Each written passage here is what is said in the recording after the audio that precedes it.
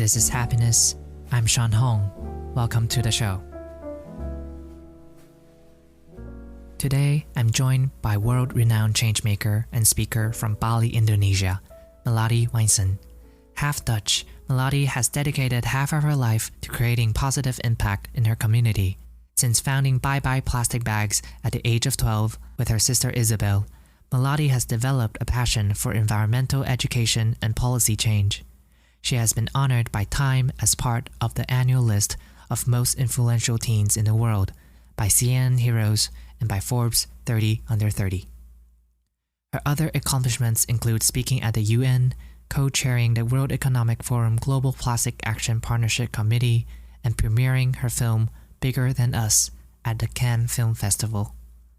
Building on 10 years of advocacy, Melati continues to share what she's learned since the age of 12 in classrooms, boardrooms, and world stages through her company YOUTHTOPIA, a free learning platform for young changemakers around the world to learn from each other and accelerate change.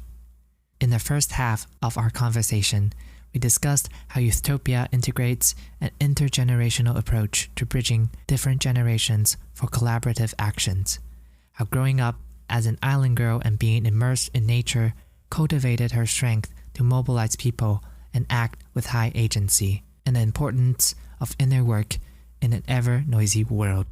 On the back half, Melati underscored how parents and educators could create safe spaces for young changemakers to take action, the toggle between hope and mental frustration at high-level climate conferences, and sharing the concern of youth washing in the next decade of change. With that, I hope you enjoy the conversation. Here is Melati Wijsen.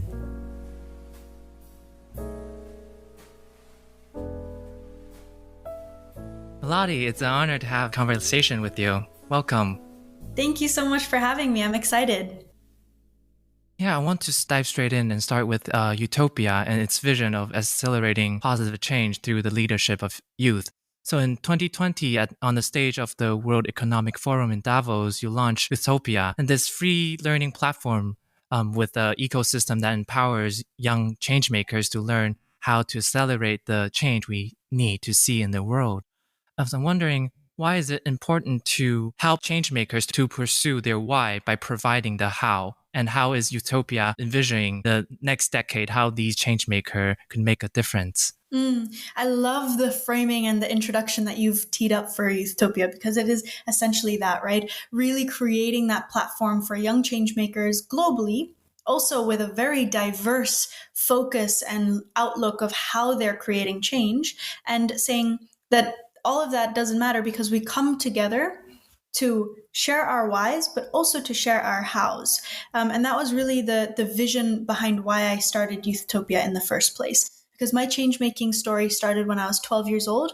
And when I'm that young, I had no idea what I was doing, from how to create a business plan or how to create a petition, how to speak to politicians. It all kind of happened by doing. I think for me, the power of community and coming together and sharing those best practices allow us to hold on very clearly and focused to our why. Why are we doing this work? Because as I'm sure we'll go into the conversation, it's not always easy. But when we have community, anything is possible. Exactly. And I really enjoyed how YOUTHTOPIA incorporates the intergenerational approach in this and in building the community. So there's more than hundreds of youth changemakers all over the world with diverse backgrounds and expertise. And I find that no matter what age you are, you can be part of the change and feel like this community is growing. And where do you see we stand today as a change-making community, and how has it developed throughout the years? Oh, it's grown so much in the last 10 years, or even a little bit more. I've been involved in the space of change-making for more than half of my life.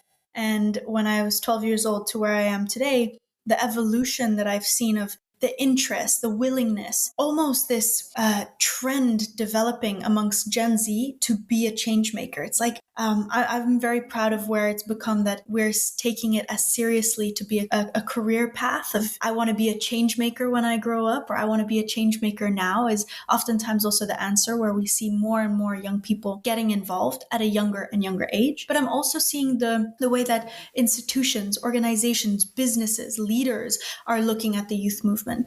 From when I started at 12 years old, it was, so cute, to today really having a perception on our generation that, hang on a second, we have to work together with Gen Z. And there's simply no other way than this intergenerational collaboration. And for me, that evolution has been such a success. And there's still a lot of work to do. Don't get me wrong. We're not there at the finish line yet. There's a lot of work that we have to do in terms of understanding each other, collaborating meaningfully with each other. There's a long list of things to learn, but I'm very happy to see the level of evolution from inspiration only to being taken more seriously start to happen.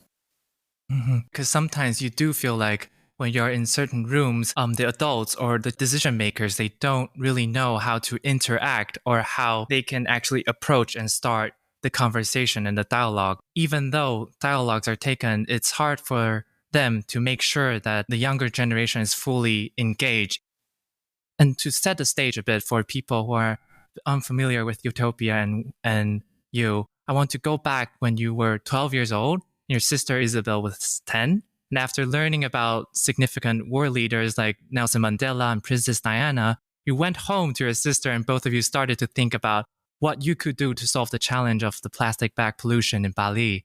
And at that time, 40 other countries around the world had already banned single-use plastic bags. And that notion of wanting to make a difference was the origin story of your youth-led organization, Bye Bye Plastic Bags. And after 6 years of relentless campaigning through your communities and villages, mobilizing businesses and knocking on doors, the ban on plastic bags, straws, and styrofoam finally came into effect in Bali in 2019. Do you still remember the moment where you were and what it felt like when you first read the news of the ban? I remember the way that my heart beat in my chest, and that I almost felt that, at first I was like, wait, but how? Like, we did it? We actually did it?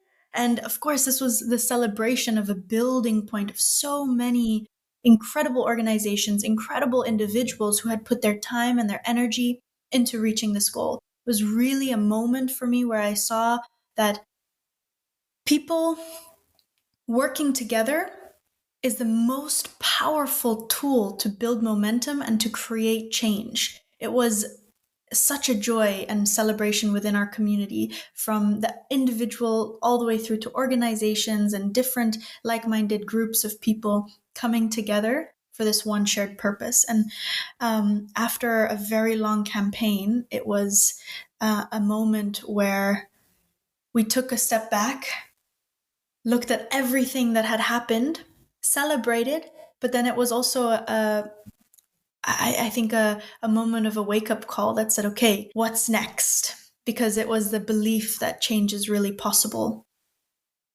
Yeah, I think the part of joy and celebration should also be part of the change-making process, because it's hard to be picking up the fight every day when there's only the grim part of the work. I think it's a balance, it's an amalgamation between the joy, the celebration of small wins to persist in this journey.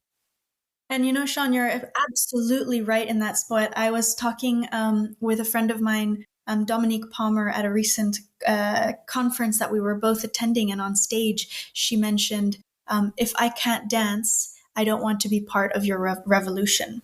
And I thought that was such a beautiful way of encompassing that, yes, the work we are doing is serious. And yes, we know there's so much to do. But at the same time, a lot of the work that we're doing is driven by love, because that is the abundant energy that we need to keep on going. And I also always say we cannot solve the problem with the same thinking that created it. So how can we be different? How can we stay unique and creative and think outside the box, do things differently, because business as usual simply can no longer continue?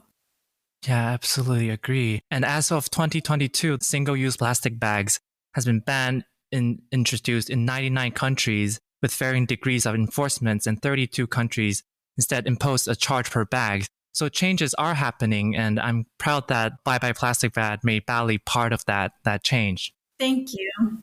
And speaking of Bali, in your previous interviews, you mentioned that being immersed in the Bali's natural beauty has helped develop your connection to nature and find the agency to take impactful action as a girl from the island. Mm-hmm. And it reminds me of the quote by the marine biologist and writer Rachel Carson when she said, "Those who contemplate the beauty of the earth find reserves and of strength that will endure as long as life lasts." And I wonder, Melati, in what ways do you see nature offers you that type of strength and cultivate your why not act now mentality to bringing change on environmental issues? How do you see these mentality continues to influence your work with Youthotopia? Oh, definitely. I think I would be nowhere if I was not an island girl. My entire childhood immersed in nature in Bali made me who I am today. It's the understanding and the connection that I felt to the natural world from such an early age. I understood instantly that I was not separate from nature, but one with nature. And I think that if more of us grew up with that idea, there simply would not be a world where we would contemplate, why should I take action? What difference does it make? You wouldn't even ask those questions because simply the destruction being done to the environment is destruction done to yourself. So when you ask me, how do I see the benefits or the connections to what nature is to me and the work that I'm doing, I would be nowhere without that connection. So I'm very grateful to have had such a beautiful playground as Bali to have grown up in. But I also find it a big responsibility in the work that I do to bring that connection to nature and to bring nature to places that maybe young people and other people have no connection to. For example, in a big city, which now I'm in Amsterdam and I'm in the Netherlands, nature is limited to parks. And although parks are wonderful, it is nothing like a rainforest. It's nothing like the beach. It's nothing like rivers and valleys of mountains. It's not the same. And how do we build that connection with nature for anyone, anywhere in the world? That's the passion and the question that I am also so interested in, because I know how important nature is for all of us. We need to almost fall back in love with the world that we live in, separate to the material, modern, fast-paced lifestyle that we have created, but really the feet in the sand, the hands in the soil, and understand where we come from. Yeah, that's beautiful. It's the interconnected nature of how we are part of the web of life. There's no separation.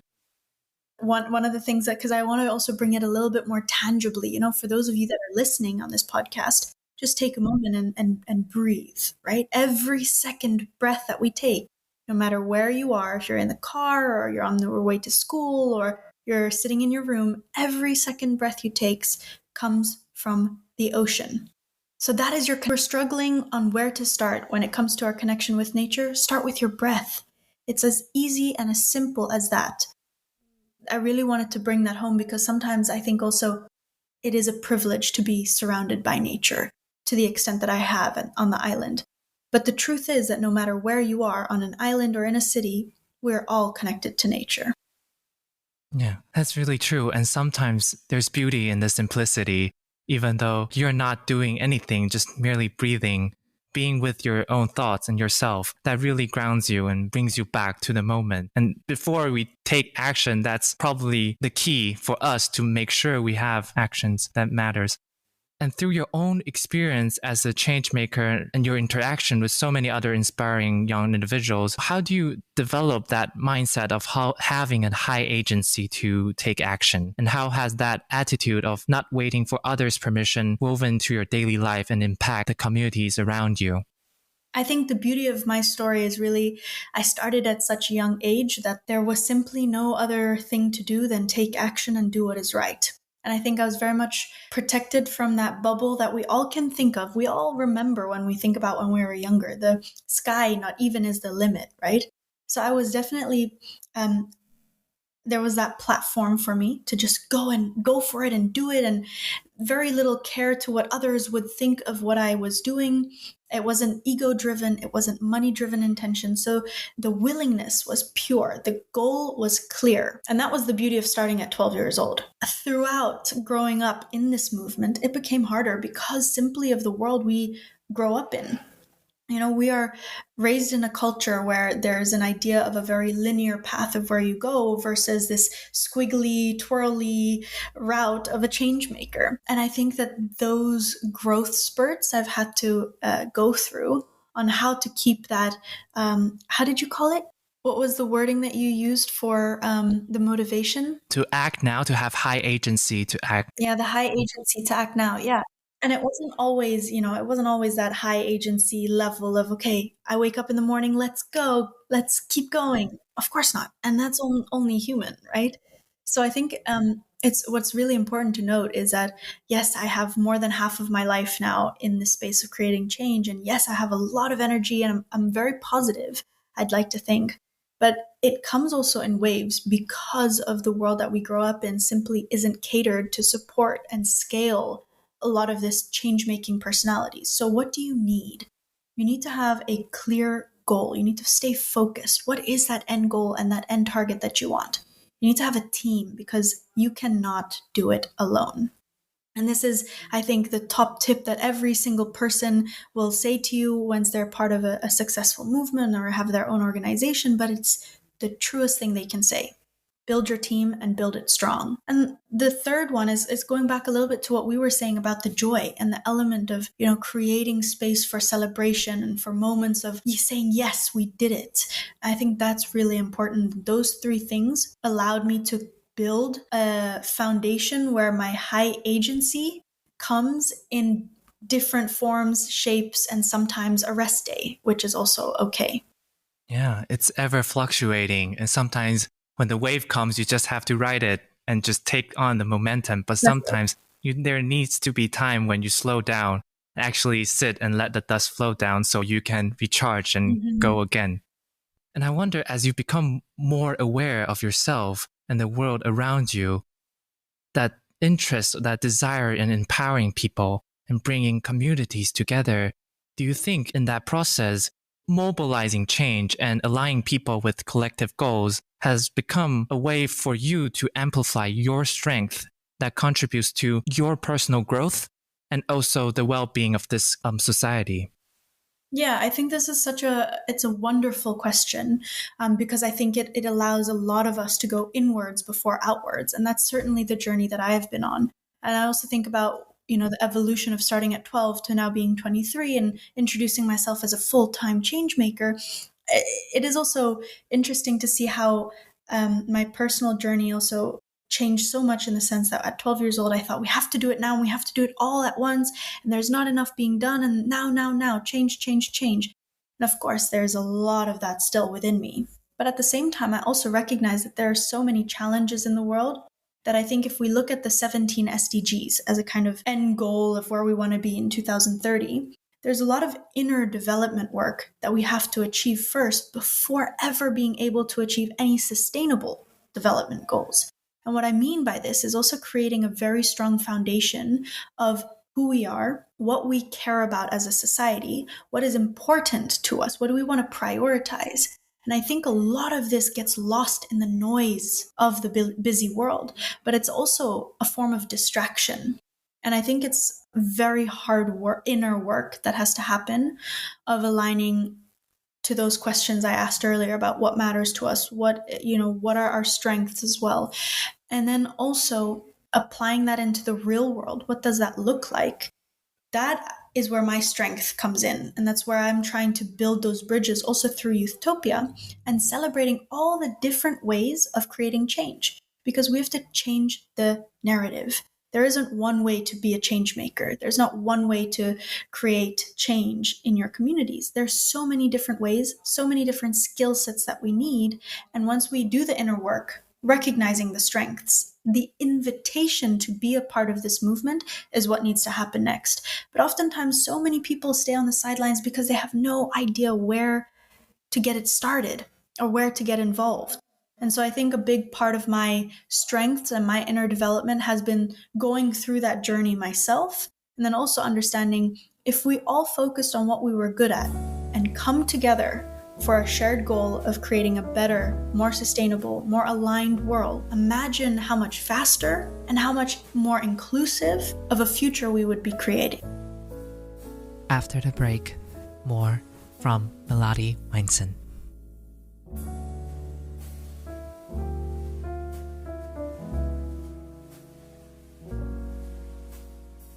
For the parents and educators out there, what would be some practical examples or strategy you can teach them to employ these abilities for children or individuals of any age who are eager to tap into their full potential?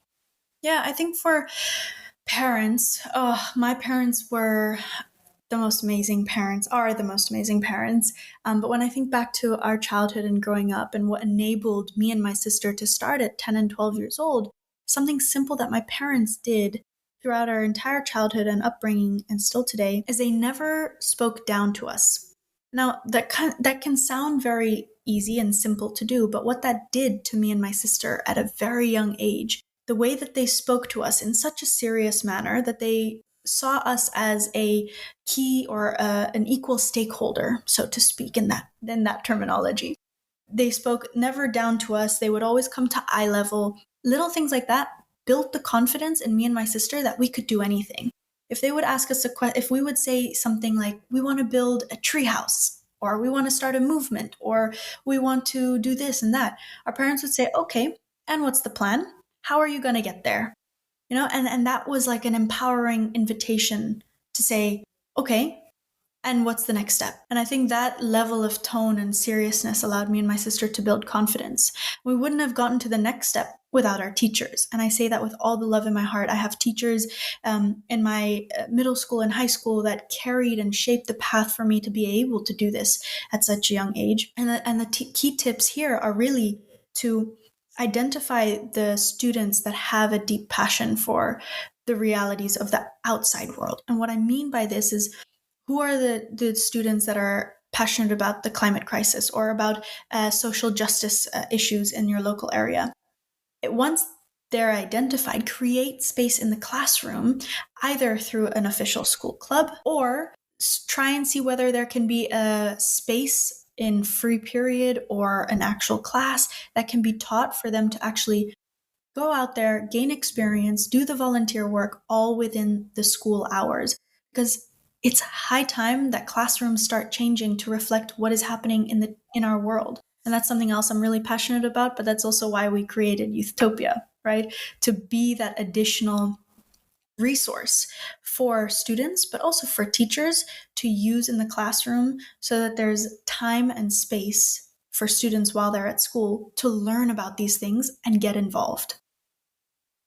Circling back a little bit, before YOUTHTOPIA, at the age of 18, after graduation, you took the journey to 7 different countries and to meet young changemakers Yes. to learn about their projects, which later became the film Bigger Than Us. And it was eventually premiered in Cannes Film Festival. And you've mentioned that the filming process and the opportunity of being able to see all the positive work that has been done by youth leaders over the world bursted your plastic bubble at that time and helped with your burnout that was caused by the frustration of change not happening. Now looking back, how has that frustration sublimated? Well, the film itself was a journey of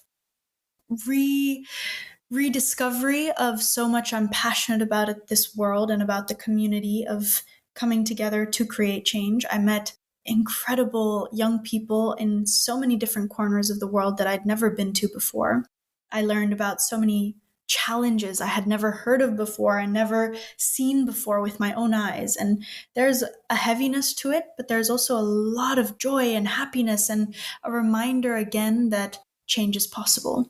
And I think through that journey, it brought a lot of groundedness back to me. And I remembered again the importance of rest. And I think that was a lesson that I had to go through the hard way, of thinking that we cannot stop, we have to keep going, and thinking that a silly notion that if I would step back, the work would stop. And that was something that I had to really rewire my brain on.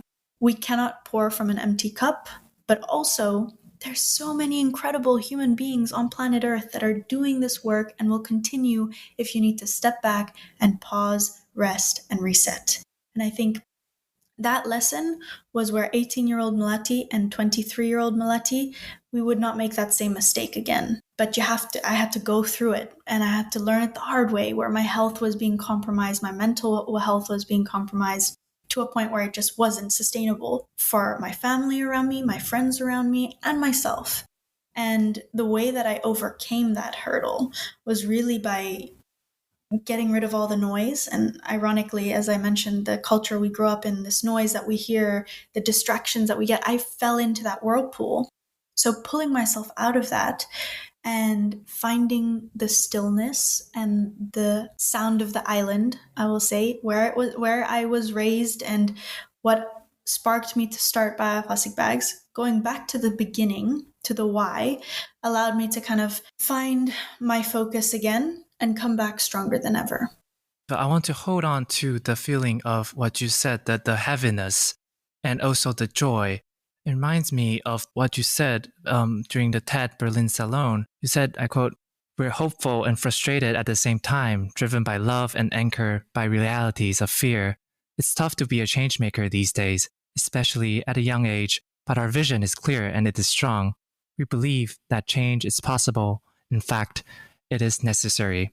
So in a time when many of us feel like we're at unprecedented moment, a tipping point, where we know that we have the science, the technology, the know-how, the public demanding concrete actions for collaboration, do you feel like that loop of being hopeful and frustrated is truly manifested at the climate conferences that you have attended? Can you share with us how has the atmosphere in those rooms shifted in recent years? I think it's quite I've been following these massive conferences, high level, closed door meetings, and I will say that since I was 12 to 23, I think the feeling of those conferences will always stay the same, in the sense that that balance and that tight, the tightrope walking between two worlds is always one of extreme privilege. And I sometimes find myself in these rooms thinking that they're completely separated from the real world. The leaders and people in positions of power have chosen such an ignorant path to not connect the realities of so many people. In the recent years, though, I have seen a move towards more stronger representation. So invitations are being sent out to have better representation on panel discussions, in the brainstorming meetings. But I still fear that the gap between the conference rooms and our real worlds are not connected enough, that it creates a loophole and it creates regulation that isn't representative of what we need in the real world.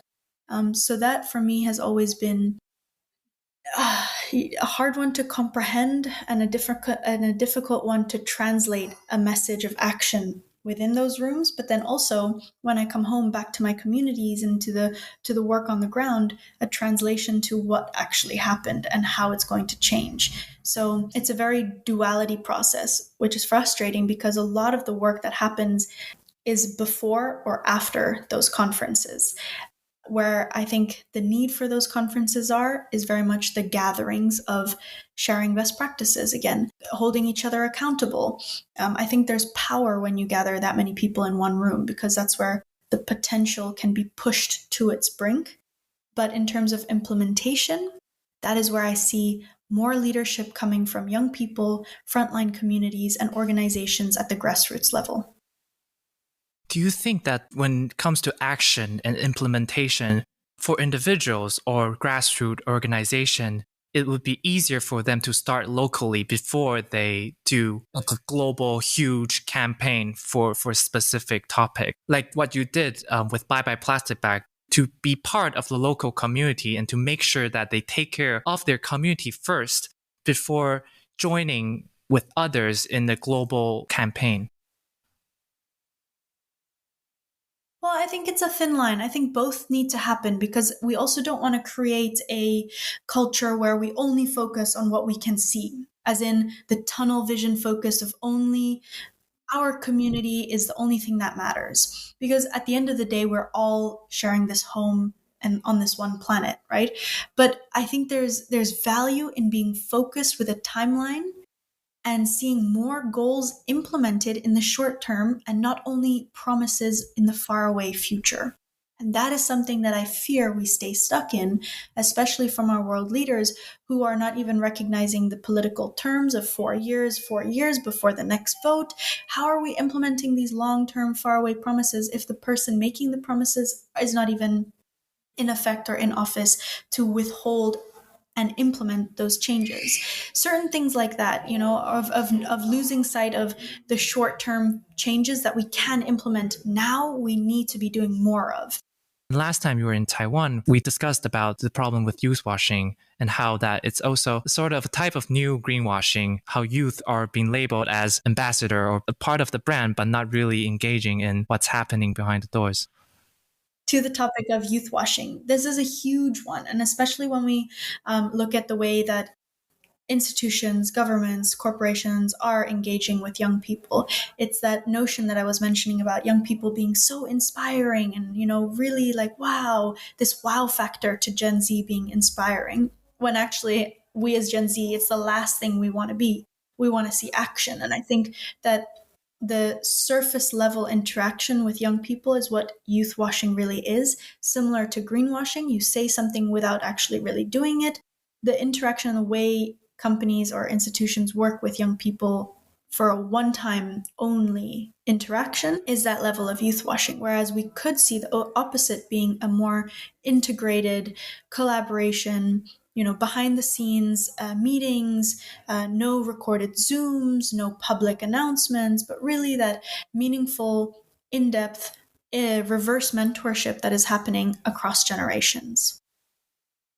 As we come near to the end, I want to mention a speech that you gave when you awarded Brazil's first Minister of Indigenous People, Sonia, the Freedom from Want Award. And you were wearing a traditional kebaya with a modern twist representing the culture of Bali, and your families were back home watching you on live stream. And when you said, I quote, "From an island girl like me, who has been trying to create change since 12 years old, you have reminded me that leading from your heart with vision and focus is the only way forward." And to me, there's a lingering sense of hope throughout your speech. And as you said, to being able to focus on your vision, on a goal. I wonder what was going on inside your mind at that moment, knowing that change makers before you has dedicated their life in making progress one step of a time.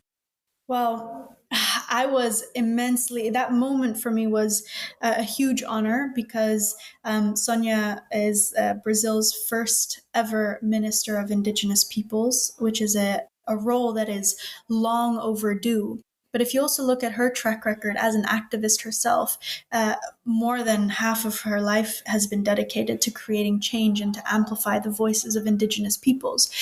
So yes, again, a really strongly rooted reminder that so many of us in all corners of the world are doing what we can to create a better world and future. And that was one of celebration, I think. I was so joyful on that day to be in the surrounding of such inspiring people, and the honor of giving an award for me was just, it was super amazing. Wow, yeah, it was a beautiful moment. There's a sense of you celebrating someone before you and them acknowledging you as a person, as a change maker. I wonder, next year as you turn 25, how do you hope to define the next decade of bringing change? Yeah, oh my goodness. Well, I am definitely, I feel like time has flown since I turned 20. Like my early 20s have just been a roller coaster of also changing the way that, I guess, because I grew up with this notion, especially in the media, and that's, time for another conversation. But I grew up with the headline of 12-year-old Melati, 12-year-old Melati. And sometimes I make a joke that when I go to events or conferences and people are like, "Oh, are you that girl from Bali? Oh, I thought you were so much younger." And I was like, no, it's just been a really long time in this space. So a lot of my personal journey the last couple of years has been redefining the way that we look at young change makers.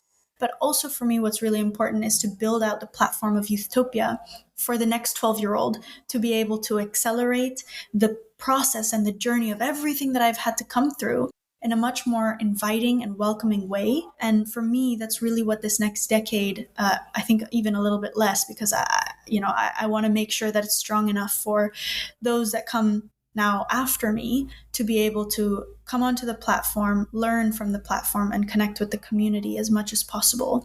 And that's sort of the foundation that I want to be focusing on for the next few years. And as we come to a close, my final question is a question that I ask all of my guests. I want to echo back to this theme of this podcast. So I believe that we all seek moments of unity and oneness, and the goal of life, be it the rhizome that seeks to become a leafy plant or embryo that seeks to become a soul-carrying individual, is wholeness. So Melati, could you share a poignant moment in your life when you felt an inseparable connection to the collective whole?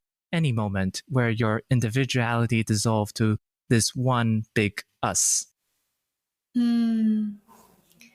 Oh, that's a beautiful question. And also, what I see in front of me, I think of a million moments flashing before me. It's sort of how they say when you come to the end of your life, you see all these beautiful moments. And for me right now, I'm seeing so many moments of that oneness that I've experienced in such a short time already. I go back to being an island girl and feeling that immense sense of community that is on my island home of Bali. I feel bigger than us, and that entire experience was exactly what you mentioned, of this moment of being connected to something bigger. I mean, the name of the movie is Bigger Than Us, right? So meeting all those individuals, but the feeling that comes straight to the top of the list for me, and I haven't thought about this moment in a while, so it's quite beautiful to think back, is 2018 or 2019, I was doing a climate strike on the streets, and I was very far away from my home. I was in an entirely new town and city that I'd never been to before, somewhere in Tasmania, in Hobart, with a dear friend of mine and also a Youthtopia Circle of Youth member. And we were marching on the streets, and we were all chanting the different chants. We want climate action. We want it now. All the usual chants. Yeah, all the usual chants. We were doing it one after the other. And I looked to the left and I looked to the right, and I knew nobody. But at the same time, it felt like I knew everybody, because it was just that feeling of we are here together and we know what we want. Wow, that's absolutely beautiful. And last year I was in Tasmania too. And being in the wilderness, you just feel like you're just part of the whole world. And I think almost everything that's meaningful, beautiful, life-affirming, empowering, transformational can't be reached by shortcuts. But what we can do is to make the long walks walkable, put out footbridges and stairs, and hold each other's hand to move forward. So Melati, I thank you for your courage in making the long walks more walkable for all of us. You're a catalyst of change and a rising tide that lifts all boats. For this generation, it truly matters a lot. And I trust that your impact has moved people of this generation to become part of the movement. And I wish you all the success with Youthtopia and the next decade of change. Thank you. Shawn, thank you for having me. Honestly, this conversation felt like a warm hug. And that was really, really nice to share this lessons and also to hear from you. I'm incredibly impressed. And thank you for having me on your podcast. And that's the show. If you enjoyed this episode, you can share it on Twitter and Instagram and add us at HappenusPod. Share the show with a friend online or offline, whatever you do. All of it really does help us continue making the show. If you want to go above and beyond, be sure to leave a 5-star rating on Apple Podcasts or Spotify. For a recap of all the episodes each month, subscribe to the Happenus newsletter. I want to give a special thanks this week to Berlin at Youthtopia, Kelly Cole, Kay Lam, and my guest today, Melati Wijsen. To learn more about Melati and her work at Youthtopia, please check out the show notes at happenuspod.com. I'm Shawn Hong. Thank you for listening to Happenus.